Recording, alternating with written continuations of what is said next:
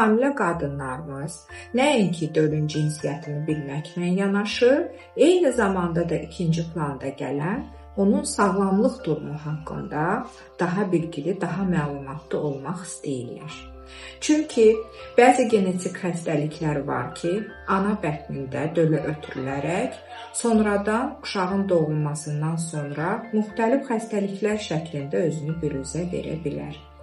Bəs bunun qarşısını almaqdan ötürü, erkən ana bətnində olarkən aşkarlamaqdan ötürü hansı müayinə üsullarını xəstələrimizə önəririk? Onların bir neçəsinin adını qısa şəkildə sizə çəkməyə çalışacağım.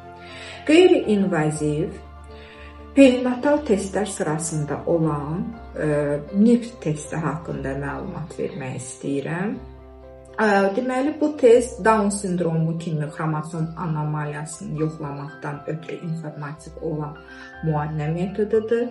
Xorion-Villus nümunələri də eyni zamanda Down və ona bənzər X və Y xromosomunda olan dəyişikliklərlə doğulan uşaqları aşkarlamaqdan ötürüdür.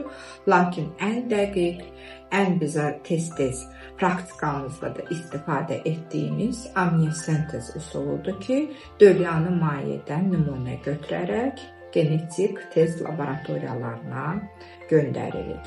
Bu zaman nəinki Down sindromu, eləcə də bədəndə uşağın bədənində gedən digər genetik problemlərin aşkar olması asan üsulla başa gəlir.